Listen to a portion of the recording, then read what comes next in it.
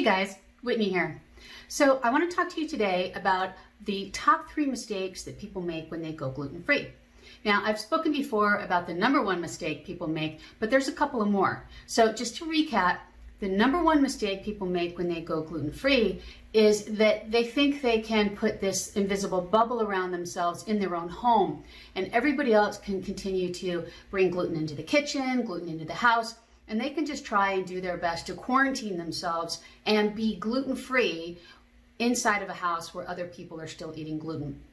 It doesn't work that way, and I see it in my practice all the time. I'll have clients who have been gluten-free for 3 years, 5 years, and they're super diligent. They're very careful about doing everything right to keep themselves safe. And then when we run the lab work, we find out that they are continuing to get exposed to gluten in their own house. So that's going to continue any sort of tissue destruction or autoimmune progression, any sort of disease process or dysfunction that's going on in your body. Even these little micro exposures in your kitchen make a huge difference.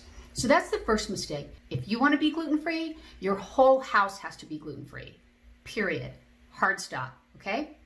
All right, the number 2 mistake that people make is that, yeah, they might go gluten-free, but they don't find out if there are any other foods that they're eating that their immune system is mistaking for gluten. And you might have heard me talk about this concept before. It's called cross-reactivity. There are certain foods out there that look very similar to gluten as far as the immune system is concerned. And those foods are corn, dairy, rice, millet, oats, and yeast.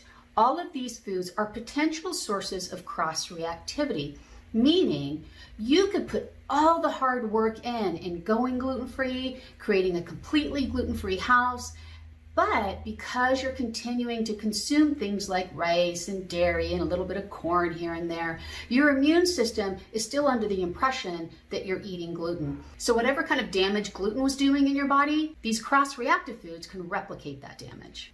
Now, there are very specific functional labs that you can take to test yourself for any sort of sensitivity to these cross-reactive foods. In order to get that testing done, you really do need to work with a functional practitioner like myself, a functional medical provider, a naturopath, someone who has experience with these issues.